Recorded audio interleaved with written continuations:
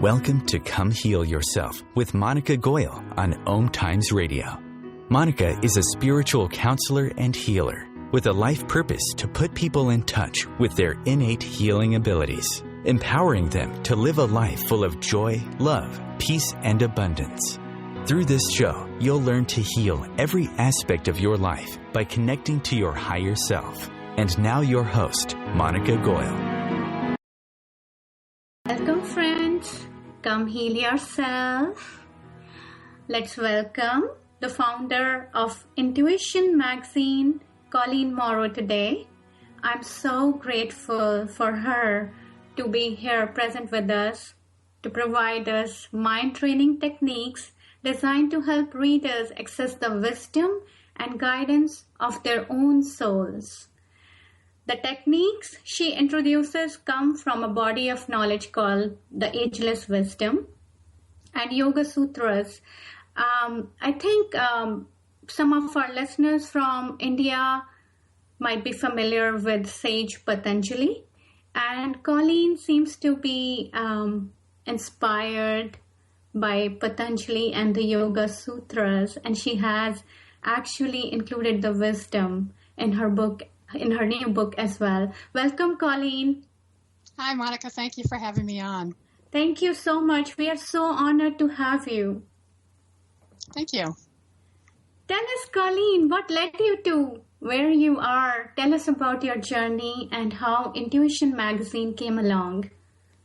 Well, I'd love to tell the story because it's a very good illustration of the experience that I wrote about in my book.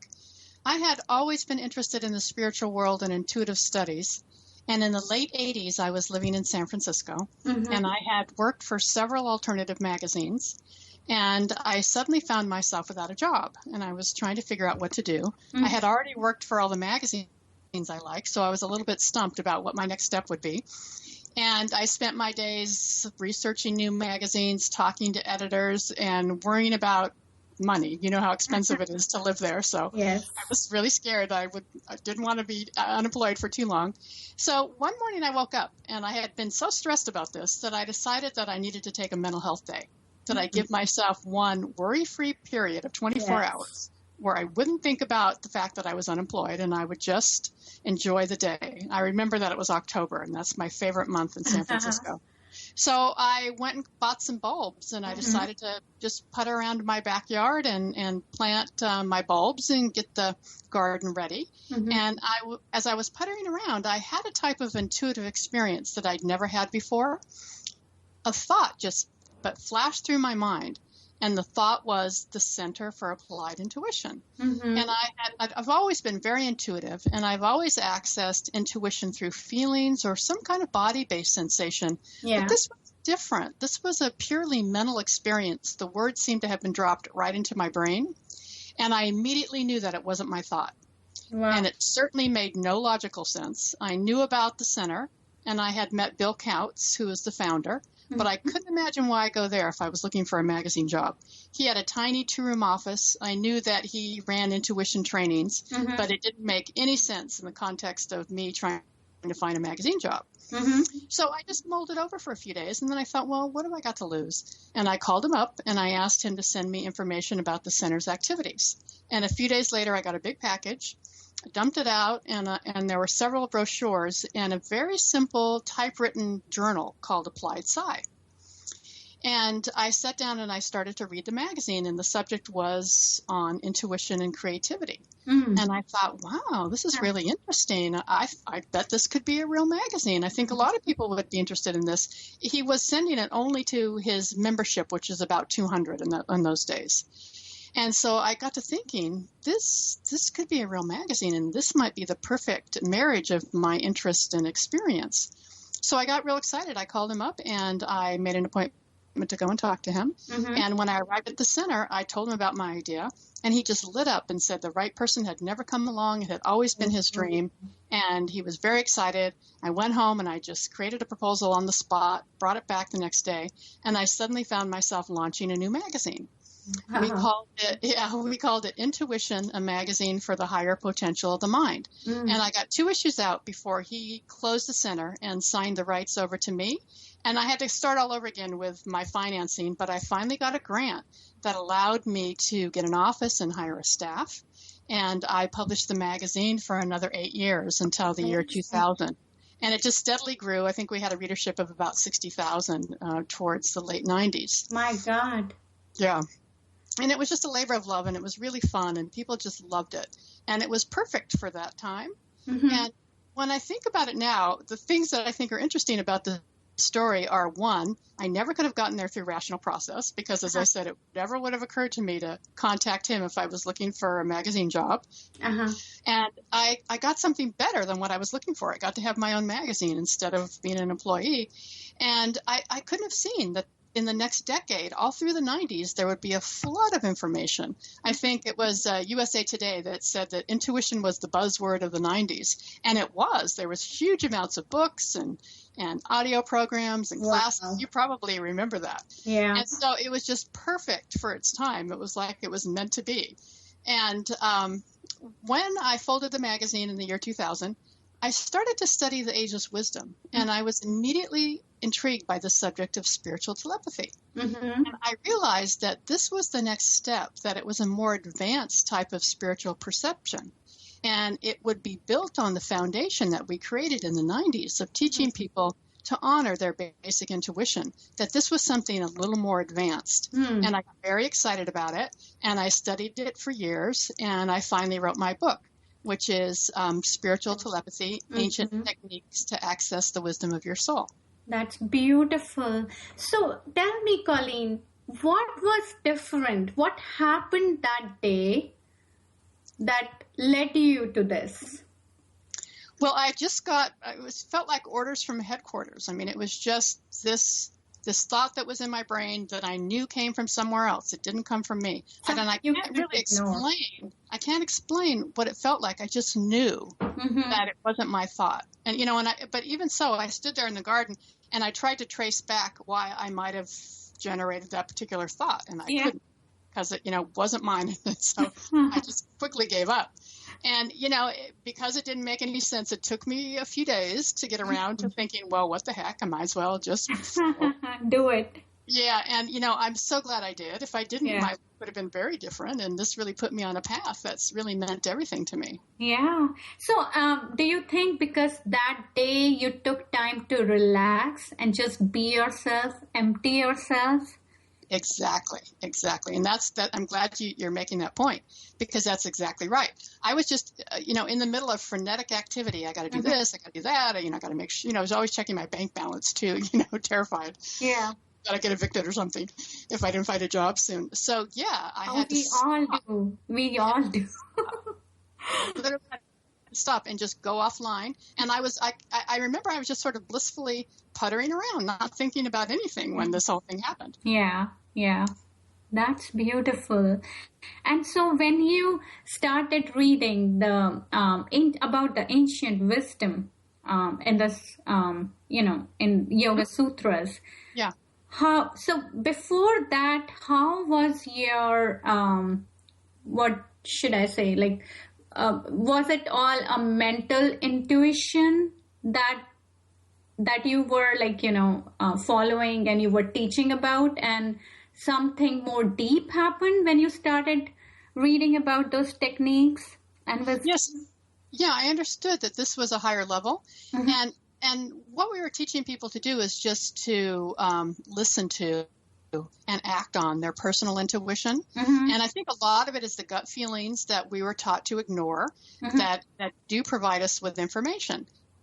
And I see this as it's often called the higher correspondence to our personal intuition. Our personal intuition provides us with guidance about our relationships, our jobs, and other aspects of our day-to-day life. But spiritual telepathy happens when we make contact with the soul. The definition is communication from the subtle worlds, from our soul or from even higher levels. Yeah. And communication from these levels is always telepathic. We don't audibly hear the information. It's just dropped into our brains exactly way it was for me in the garden. And then it's formulated into thought. Mm-hmm. So this is a higher kind of intuitive experience. It The is. soul knows our higher purpose and can help us understand the bigger picture. And it's our highest and most reliable source of direction and guidance. Yeah, I can totally relate to it. I mean, I have had a similar experience. I mean, it's almost like you are drawn, like you just can't ignore things. Just push you in that direction. Right. Exactly right. And some people don't pay attention. Mm-hmm. And that's what we taught people, is to pay attention to these cues. Your head might be telling you one thing, but your gut might be telling you another. And that's a really valid source of information. So we discount it and we don't pay attention to our great peril, because there is more information that is coming to us than what we can process mentally. Mm-hmm. Mm-hmm. So how would you describe or define spiritual telepathy? Well, as I said, it's communication from the subtle worlds, from our souls, or from even higher levels. And this is something that I found very interesting, is that when we make contact with the soul, we have access to the universal or divine mind, which is the storehouse of all information and knowledge, past, present, and future. And I have a lot of experiences in the book about people who we call geniuses, and I'll get to that a little bit later. But what I'd like to tell people is what I discovered is that it's one of three types of telepathy. The lowest is instinctual or feeling-based telepathy, and this is our gut feelings, our way of communicating with the people that we're closest to. We just know when a loved one is in trouble. We often know when somebody close to us has died or having some kind of emergency. So that is instinctive telepathy. The second is mental or mind-to-mind telepathy, and then the highest is spiritual or soul-to-soul telepathy. And what I like about this teaching is that it illustrates the progression of our perceptual abilities, from the instinct of early man to the intellect of modern man to the pure intuitive knowing of the soul-aligned human being. And we're right at that doorway now where we can take that step into our future. And we will be back discussing after a very short break. A conscious lifestyle for a mindful life. OMTimes Radio. IOM FM. Hi, this is Julie Geigel. And I'm Alicia Isaacs-Howes. And I'm Catherine Glass. And we're the Psychic Angel Channelers. You can find us every week here on OMTimes Radio at Angel Talk Tuesday at 10 a.m. Eastern Time. The angels have heard your call and are here to help. Are you ready to receive? Remember your magnificence with Angel Talk Tuesday. What if business could be fun? What if business is the adventure of living? What are you choosing? Where do you do business that makes it easier, more fun, or more joyful for you? We'd love to see where you do business. Connect with us on Instagram at Joy of Business or Twitter at Joy of Business, and share your pictures with hashtags BusinessDoneWhere and Joy of Business. Let's change the world with business. Host your show on IOM FM, the radio network of OMTimes Media, one of the more recognized brand names in the conscious community, and is backed by the extensive marketing reach of OMTimes. Hosting a show on IOM FM immediately connects you with our extensive dedicated community. Hi, this is Julie Geigel. And I'm Alicia Isaacs-Howes. And I'm Catherine Glass. And we're the Psychic Angel Channelers. You can find us every week here on OMTimes Radio at Angel Talk Tuesday at 10 a.m. Eastern Time. The angels have heard your call and are here to help. Are you ready to receive? Remember your magnificence with Angel Talk Tuesday. The Real Conscious Connection. OMTimes Radio. IOM FM. Back. So, Colleen, we were talking about 3 different types of telepathy. So as I said, that there are 3 types. Instinctual is the lowest type, mental is the next type, and then spiritual or soul-to-soul is the highest type. And we're right at that point where we can start to develop that now. Mm-hmm. And why do you think so? Well, I think that it's the time that we're living in. And this is kind of interesting because a lot of people are writing about this now. They're writing about how we are sort of the crossover generation, as Barbara Marx Hubbard calls us, that those of us on Earth today are responsible for leading the way from one stage of our species evolution to the next. Mm-hmm. And when we start to access those higher levels, what we're doing is we're moving beyond the human level to the superhuman level. Mm-hmm. And that's important because for our times, especially because once we make contact with the soul, everything in our life changes. We lose that sense of separateness, and we realize that we're part of one great life, the soul of humanity. Mm-hmm. And that's when we experience our interconnection with everyone and everything. And Barbara Marx Hubbard and Eckhart Tolle, in his book, The New Earth, mm-hmm. they talk about how evolution happens as a result of some sort of crisis that propels or forces us to make a leap forward. And we're certainly in a crisis period now. Tolle uses the example of an amphibian who was mm-hmm. forced to live on land after its habitat dries up. Yeah. And so we're getting forced to do that sort of big shift too, but we're not going to leap onto land. We're going to leap into the subtle worlds where mm-hmm. we can have that sense of connection and oneness with everyone. And when we do that, war really becomes obsolete. Yes. Wonderful. So true. So tell us about the main premise of spiritual telepathy. What will readers really learn from your book? Well, the book provides both the theory and a step-by-step mind training practice mm-hmm. that will allow readers to make direct contact with the soul and through the soul to even higher worlds. Mm-hmm. I've always wondered why some people can do this, but most of us can't. Yes.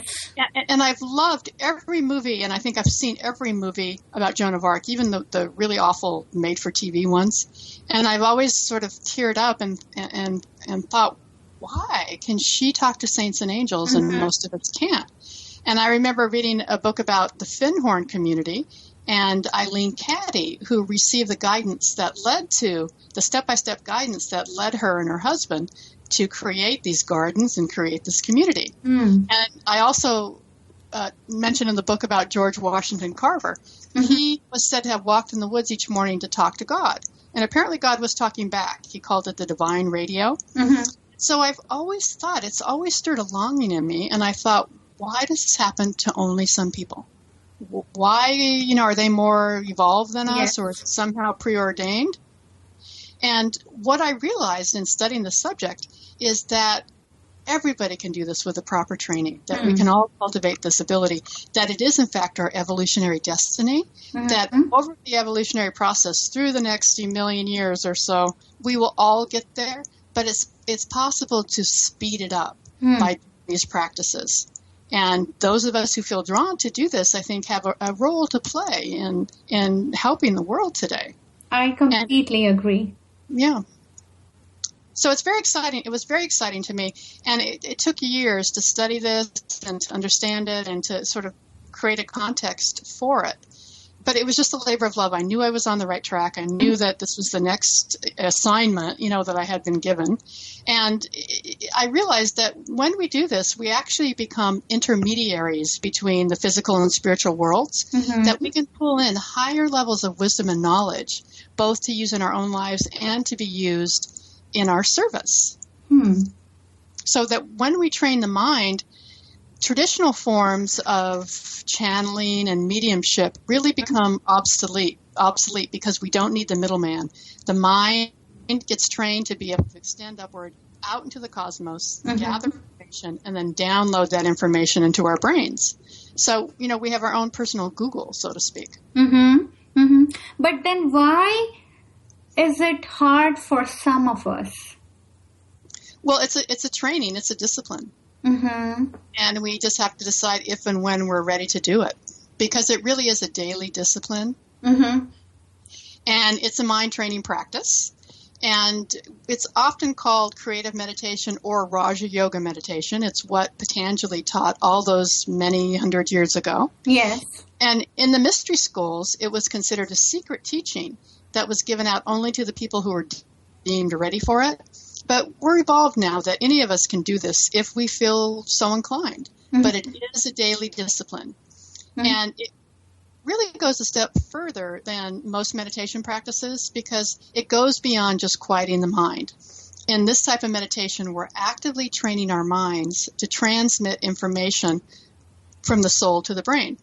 Mm-hmm. The information has to reach the brain to become part of our conscious awareness. And when we do this, we're essentially creating the threads and cables that will link us to the higher worlds in the same way that our homes are wired for telephone and internet connection. Mm-hmm. And we do this by projecting our attention upward to the soul day after day. Mm-hmm. We visualize the soul as a star about 6 inches above our head. And as we do this every day, we anchor small threads of energy that eventually form a symbolic bridge between the mind, the brain, and the soul. And it was very interesting to me to realize that this is in every tradition and every culture. It's called the Rainbow Bridge in the Wisdom Teachings. Mm-hmm. It's called the Antakarana in the Hindu text. And it's even in the Bible. It's called the Straight or Narrow Gate in the New Testament. So it really forms the core of all of our spiritual traditions. Yes, it does. It's amazing. It is. It is. We all are actually connected. Exactly. Mm-hmm. And so this was, as I said, this was considered secret teaching only for, the select few. Mm-hmm. Now it's up to us. It's available to anybody who wants and feels ready to do it. Mm-hmm. But that's what I'm talking about. I know you said it's about training the mind, but mm-hmm. some of us have so many doubts about us being able to do it, or, as you say, humanity has evolved and we are ready to do it. There is evolution of mass consciousness, right? But so many of us don't feel that way. We still feel this is something that only selected few can do. There is a lot of doubt and fear. Mm-hmm. What would you say? Well, we're all walking down the same road. The only difference is what part of the road we're walking down. And so I think people know in their hearts if they're ready for this, if it's something that's right for them. And it's not right for everybody. Yeah, I think a lot of people want to, but then again, the doubts come, self-doubts. Mm-hmm. Mm-hmm. If they will be able to. So as an energy healer and also teacher of, energy healing workshops, I've seen people when some of my students, some feel ready, some are ready, but then so many of them come with so much resistance and doubt. Mm-hmm. If they will be able to do it the way I do it. Mm-hmm. And of course, it's like hand holding and helping them see and feel as we move through the processes. But that's what I'm trying to talk about, like how to convince, because this is something so valuable, Colleen.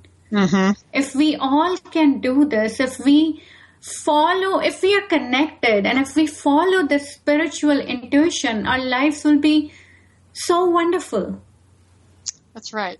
In the book, I made it very how-to and step-by-step. Mm-hmm. There's actually 12 meditations in the book and 2 additional practices. Mm-hmm. So I suggest that people just do the basic meditation and see how they like it. It's very simple, and it only takes 10 or 15 minutes a day, and they can try it and see how they feel. Yeah, and there's something interesting that in the esoteric books, it's said that the esotericist is always self-taught, that it's an internal process that we decide when we're ready for it, and when we do it. That it's completely an inner process. It's up to us. But I would suggest that people just try the very basic stuff and see how it feels to them. So do you also have any audios and any, any workshops or seminars that you do? Yeah, I just did one in January at East West in your neighborhood. Yes. Yes, I am doing some workshops, and I hope to do audios in the future. Okay, and we can find that information on your website? That's right. Awesome. That's great. So how does your book relate to your work with intuition that you have been doing? Well, as I said, I think it's the next step. It's a more advanced form of intuitive perception. Mm-hmm. And I think that what we did in the 90s laid the groundwork, that was absolutely the first step. Mm-hmm. And something I think is very interesting is that when I got to thinking about this, I realized that there have been many steps before. It seems to go in stages. For example, I'm old enough to remember the 70s. Mm-hmm. And in the 70s, psychism was the big thing. And there were many books on psychic development, audios, classes, centers. Mm-hmm. In the 80s, it was channeling. That was the big thing. The 90s, it was intuition. And after the turn of the century, remote viewing was really the big thing that everybody was talking about. And so this is the next thing. And I think each one builds on the other. Each thing is a little bit more advanced than what came before. Mm-hmm. And that's how we learn. We learn step by step. Great. So you were talking about the creative, daily practice of creative meditation. Mm-hmm. Can you explain or take us through a process or share from your book? I could. We're almost to the break. Do you want me to do that when we come back? Yeah, sure. We can definitely discuss that when we are back. Yeah. What I can do is I can just give you an overview of the steps in this meditation. And it basically, if people, especially in India, if they're familiar with Raja Yoga, you'll find this very familiar because it's based on Raja Yoga. Yeah. That was taught so many hundreds of years ago. Yes. I think there are a lot of followers of Raja Yoga in India, and I think all over the world now. Mm-hmm. Well, it's the yoga of our present time. It's the yoga of the mind. It's helping us train the mind. And the mind really is the tool that we use to access the higher worlds. Mm-hmm. Surely.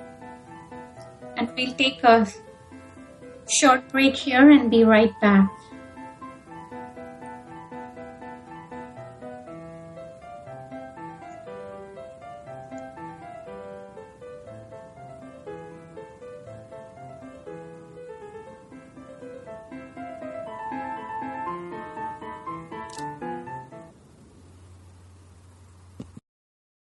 Your conscious lifestyle on steroids. OMTimes Radio. IOM FM.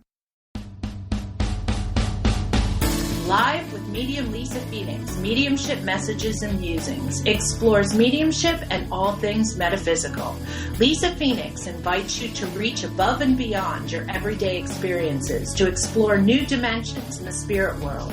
She will do live readings to connect callers to their loved ones in spirit, shares engaging stories and teachings from her own personal experience, and will have intriguing conversations with other mediums, spiritual teachers, and healers to help you understand the metaphysical world so you can connect to these forces in your day-to-day life.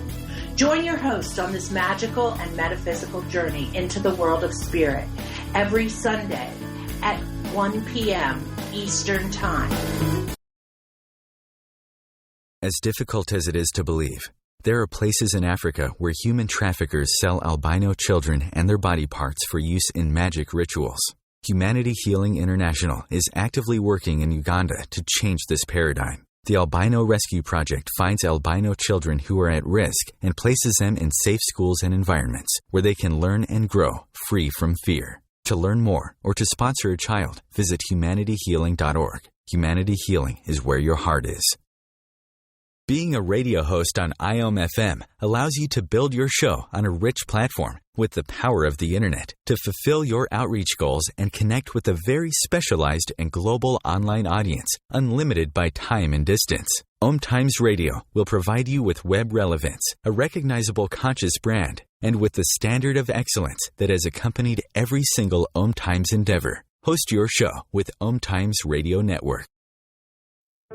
Hey ladies, do you want to have that good hair day feeling all the time? Gentlemen, would you want your special someone to have that glow, letting you know she is feeling completely satisfied? This feeling and that glow can be yours by embracing your sexual power. So join me, Rachel Kenley, award-winning romance author, on the O-Spot.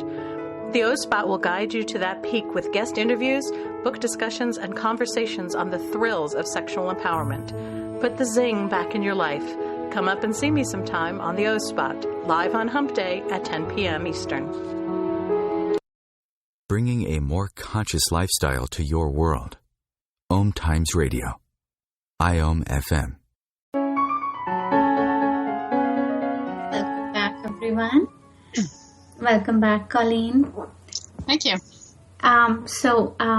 Before we go on to the overview of the book and the process, I would like to share with the audience that they can learn about your work more and about your book if they go to www.spiritualtelepathy.net. And also the events are there. There are excerpts from the book and what this is all about if they want to learn more. And you can also contact Colleen via online form here. Also, she has a Facebook page if you would like to connect and learn about her events and messages.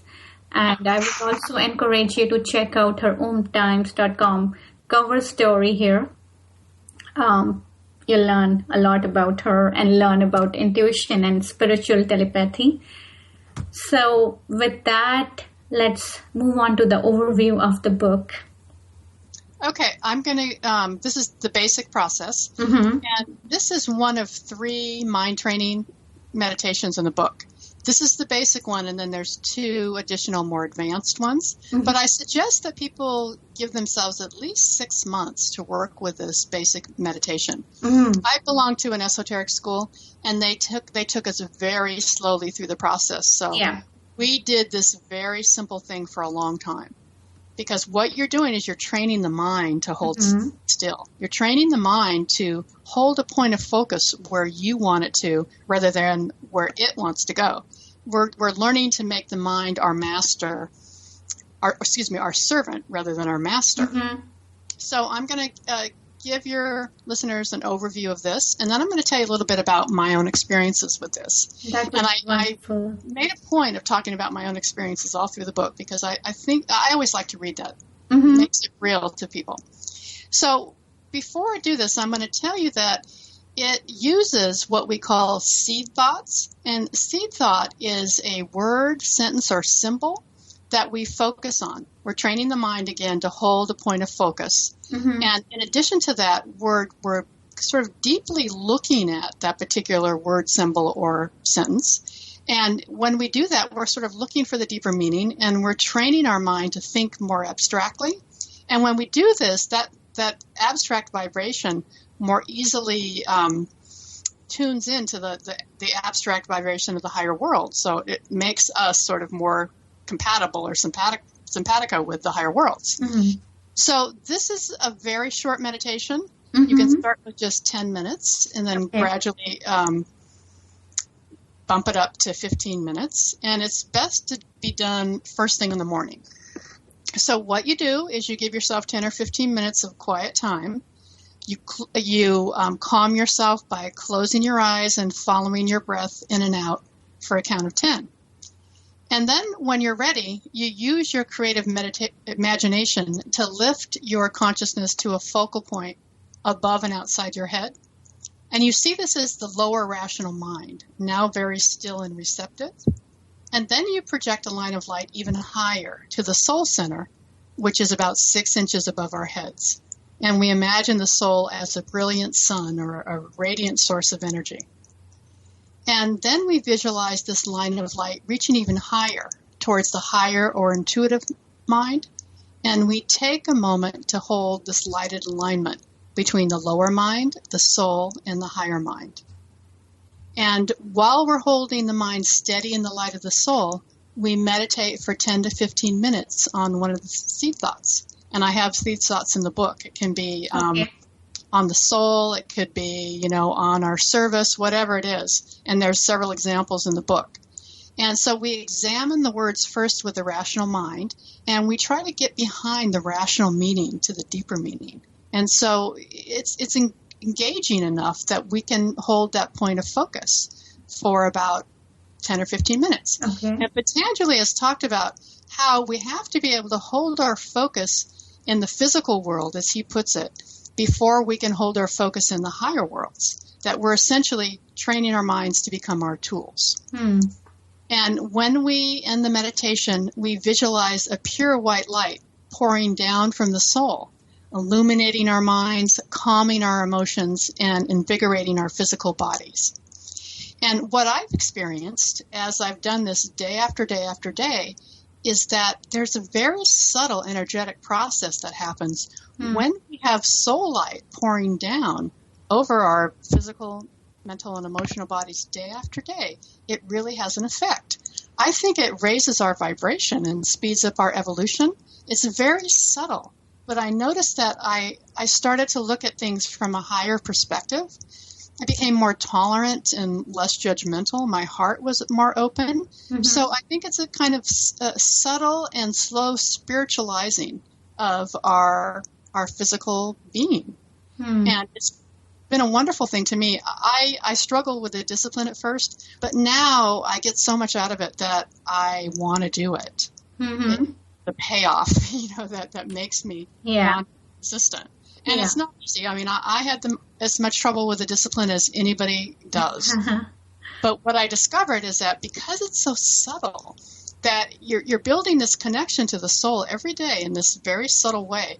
If you stop, it starts to dissipate. And so then you lose that sensation of being sort of uplifted every day. And so that sensation was so nurturing to me that I got more and more disciplined as I went along, and now I feel like I can't live without it. If I start my day without it, if something happens, I feel like I haven't brushed my teeth or, my pajamas or something. It's just so much a part of my day. Yeah, that's wonderful. So, Colleen, like you said, we can have any seed thought, something that's close to our heart, something that we want to make a reality. Visualize ourselves like that. And I know book has all the information, all the details regarding that. I'll read you a few.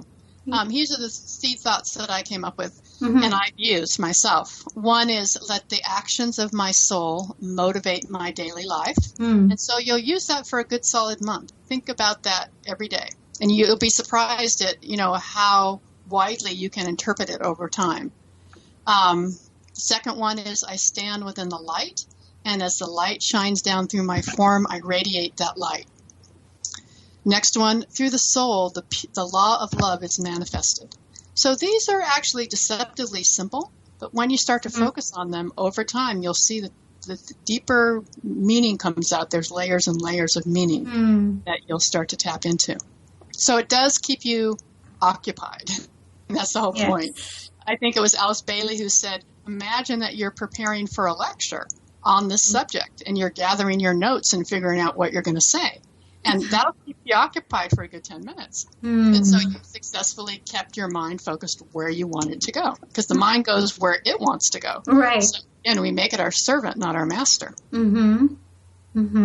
So this will lead to the messages that need to flow to us. That's correct. What we're doing is we're building that bridge. We're extending our attention upward day after day after day. And we're building this bridge in subtle energy. And so that allows us to pull in the information. The mind, when it's trained, becomes basically a conduit that pulls information from the soul to the brain. And again, it has to reach the brain to become part of our conscious awareness. Otherwise, it's some sort of vague, nebulous kind of, something that we, vaguely intuit, but we can't really grasp. It has to hit the brain where it then becomes formulated into thought. And there is a preliminary step to this, which I'd like to tell people about. And I devoted an entire chapter to it. It's called refining the bodies, that you refined the physical, mental, and emotional body. And the reason that you do this is because you have to make that direct connection between the soul and the brain. And if we're tired, if we have mental or emotional static, it makes it hard for our brains to register the higher information and ideas. It literally repels the subtle currents of thought. And I discovered that refinement practices are part of all of our spiritual traditions. The methods vary, but the requirements and goals are exactly the same. And they are purity of body, control of the emotions, and stability of mind. And in the book, I included the refinement practices that have helped me the most. And I had quite a hard time with this, and I'll be glad to share a little bit about this. Yes. When I really got serious about quieting myself down, what I discovered is that I was walking around with a huge amount of anger and resentment, old stuff. And it would get in my way. And Jack Kornfield talks about this too. When he started to teach meditation, he was really surprised that at least half of his students were unable to master even the basic concentration exercises because they had so much unresolved issues. And it just comes bubbling up. The more quiet you are, the more you're in touch with it. And it's frustrating. Yes. So I got frustrated enough that I thought, okay, I need some help with this. And I started working with a wonderful intuitive healer named Stephen Pierre. And he gave me his prescription, so to speak. And it was that I do 3 meditations a day, 3 additional meditations. One was on forgiveness, one was on loving kindness, and one was on compassion. And I did these day after day after day, and I started to forgive people. And I realized that getting over something, getting over a betrayal and making your own peace with it is not the same as forgiveness. Yes. Some of the stuff that bubbled up was really, really old. So I did this, and I started to get more forgiving, and I got more compassionate and understanding about, the other person's perspective and what happened. My heart started to open more and quiet it down. Yeah, no, that's an important point because I've experienced it myself. Like whenever I've gone deeper, things start to bubble up. I mean, to the point where you start getting not only emotionally, mentally, but physically uncomfortable, really uncomfortable. That's right. And I think this is what trips us up the most. Yes. Trips us up the most because we can't quiet down. And a lot of us need therapy. I had quite a bit of it in my earlier life, and so I was surprised at, how much old trash, was still there. Yes. And so I got the help that I needed. Yeah. And we'll come back and discuss more after this short break. Please stay tuned.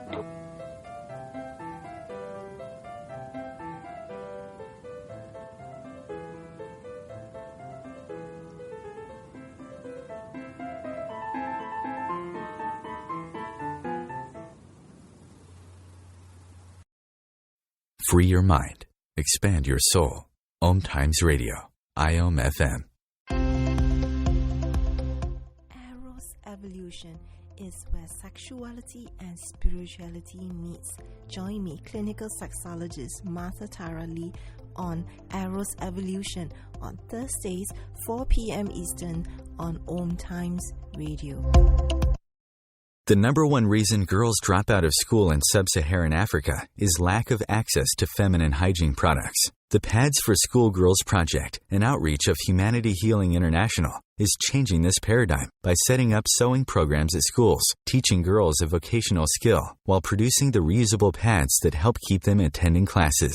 The girls pay it forward by making and giving pad kits to other girls in need. To learn more, visit humanityhealing.org. Humanity Healing is where your heart is. Host your show on IOM FM, the radio network of OMTimes Media, one of the more recognized brand names in the conscious community, and is backed by the extensive marketing reach of OMTimes. Hosting a show on IOM FM immediately connects you with our extensive dedicated community. What if living didn't have to be so serious? What if you could move beyond your problems with greater confidence and ease than you've ever imagined? Throw your labels out the window and join the Irreverent Therapist for practical tips and a very different way of approaching the changes you would like to create. Marilyn Bradford and Pam Hodling have empowered hundreds of people to come out of self-judgment, quit looking to experts, and begin to create the lives they desire. Join us Wednesdays at 7 p.m. Eastern on the Irreverent Therapist Show. A conscious lifestyle for a mindful life. OMTimes Radio. IOM FM.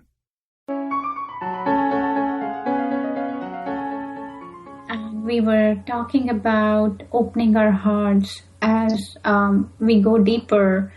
Our experiences or past wounds tend to bubble up as we go deeper, and then those trap us, and it becomes harder to continue. And Colleen is sharing what kind of practices we can do along to open our hearts. Well, it's a big issue, and I'm glad you mentioned that, because this is something that I study too in the chakra system, which is really the story of our spiritual evolution. They're referred to as energy centers in the wisdom teachings. But most of us all know that we have 7 of them, or some say more. But it's said that in most of humanity, only the first 3 are really functional, and that the new frontier, our task as a species is really to move our energies up from the solar plexus to the heart. Right. And until the heart is open, we really can't do this kind of higher telepathy. That the chakras are related to the different types of telepathy, which I found very interesting. Instinctive, the lowest type of telepathy, utilizes the 3rd chakra or solar plexus center. And mental or mind-to-mind telepathy utilizes the throat, and spiritual or soul-to-soul telepathy utilizes the head centers. And so we have to be in the heart space before we can start to open these higher chakras. And it's very important because it's really the borderline between the physical and spiritual worlds. We have the 3 basic sort of animal chakras below and the 3 spiritual chakras above. So the heart really is the middle ground. And when we start to open our heart, we take our first steps into the subtle world. That's when we start to get closer to our souls, and we start to understand this experience of interconnection. So I think it's why there's so much focus on the heart now. There's so many books, and there's the heart math training, and there's a lot of stuff coming out because people just instinctively know that that's work that we need to do. That's so true. And do you have any specific process you want to share? You could share with our audience to open our hearts, or the forgiveness and compassion meditations you're talking about? Yeah, I have. Well, the 3 that I did were loving kindness and forgiveness and compassion. And so any of those I can do. Do you have a preference? Compassion. Okay, I'm glad you chose that one. I'll tell you why. When I was trying to forgive people and having such a hard time, I actually got so frustrated one day that I went to the library and I checked out every book on forgiveness that I could find. I thought, okay, I'm going to figure out how to do this. And one book was especially helpful. It was called Forgiveness is a Choice, and it was written by a man named Robert Enright. And he talked about something that I had never thought about, that we have to have compassion for the person who has hurt us before we can really forgive them. Never thought about that. But as I started these compassion practices, I did find it easier to forgive. So I put it in this chapter, and let me find it. And it's something that I do every day still. Wow. Yeah. So I'm going to walk people through this. It'll take much longer when they do it on their own. But what we do is we give ourselves about 15 minutes of uninterrupted time. And this one I often do at night. I do my mind training practice as soon as I get up. And then this one I do before I go to bed. And what we do is, again, we calm ourselves by closing our eyes and following our breath in and out for a count of 10. And then we think of someone that we love, a mate, parent, child, or beloved friend. And we feel our love for them, and we project compassion from our hearts to their heart. And we feel our hearts open as we think about their lives, their challenges and difficulties and sorrows. And as we do this, we repeat this process with each of our loved ones in turn. And you can just do this heart-to-heart connection, or you can add a prayer. And I like to do this one that Jack Kornfield recommends. May you be free from pain and sorrow. I love you. May you be free from pain and sorrow. And sometimes with some people, I change it because I know they're having a particular problem. I might say, may you be free from worry. May you be free from fear. May you be free from addiction. You know, I try to go to the heart of whatever's causing sorrow in their lives. And then the next thing we do is we do it to ourselves. We think about our own difficulties, struggles, and challenges, and feel compassion for ourselves. And that's a hard one. Yeah. I think that, you know, when you really get into this, it becomes easier and easier because it's so easy to feel compassion for other people when you think about the challenges and difficulties they have that we all have. You know, you do automatically start to think, oh, I want this person to be happy. I love this person. Yes. You know, you do feel that. So it gets easier to feel that for yourself. And you can add the prayer, may I be free from pain and sorrow, or may I be free from worry, or whatever it is that you're wrestling with. And so the next step is to feel and project compassion towards anyone with whom you have difficulties. And this is the hard one. That it's hard, but it gets easier over time. And I had one person that I had so much ill will towards that I was really having a hard time. And what I did is I thought about someone that I loved, and then I quickly took that energy and sent it over to him. and that helped. And then over time, it got easier and easier. And the relationship changed, too. This is somebody I hadn't heard from for a long time. And get this, it's somebody who apologized to me after 30 years. My God. Out of the blue, yeah. So this is very powerful, the things that we do on the inner planes. I'm sure. And so, you know, that's really helpful. Yeah. Even that we just have minor disagreements with, I mean, it really changes the energy and makes it easier to heal. Especially when you think about, you know, how difficult their lives are, that, you know, they have stresses and challenges and limitations like everyone does. And then we do something more neutral. We project and we feel and project compassion towards individuals in our town or city. And this is something that I sort of made up myself, but I watch the news a lot, and sometimes you see horrible stories. I saw a story about a mentally ill woman who threw her baby off a bridge. And another story about a man who accidentally backed up over his 18-month son. And you just sort of feel, oh, my God, these poor people. So what I do is I made a list of people that I wanted to send compassion to. So day after day, I do that to these, you know, poor woman and this poor man. And you know that they consciously don't know us, and they consciously can't feel it, but it does ease their when they're being prayed for and they're being sent love and compassion. So I have a little box, and I keep my list in my little box. So people can do that, or they can just do it with their neighbors or whatever. Yeah. It's just sort of sending it out to people that you have neutral feelings for, not love or, you know, problems with. And I can actually feel it as you have been talking about these processes with mind and heart. I can actually feel the energy flowing, and I can feel the coolness and, you know, the peace. So I know, I mean, if we practice these every day, our lives are going to change for sure. Right. Yeah. I noticed, you know, more peace right off the bat. Yeah. So let me quickly finish it. Then you project compassion towards all the people on the earth. Project compassion towards the plants, animals, and even the earth itself, and maybe even the solar system. So you're going from the personal to the universal, step by step. And, you know, it only takes about 15 minutes, and it really is very powerful. Like you said, you can even feel it over the phone line. So it's one that I highly recommend. And if anybody needs to forgive, try this one first. And I also have the best, juiciest forgiveness meditation that I've ever seen anywhere. I was really excited when I found this one. So that's sort of the next step. That's so beautiful. I am so grateful, and I'm sure our audiences. I would highly encourage everyone to get their copy today.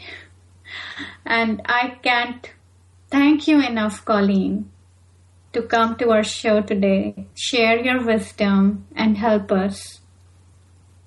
Needed it really bad. Thank you so much. I really enjoyed talking to you. That's wonderful. Wish you the best. And hope to have you over on the show again. I'd love that. Thank you, Colleen. Thank you. Namaste. Bye-bye. Bye. Thank you so much, dear friends, for joining us every Sunday and being with us, giving us your energy, sharing your energy. I wish you the very best in life. And until next week, stay blessed, keep healing yourself, keep yourself open to all that peace, love, and joy that's flowing over to you. Thank you once again. Namaste.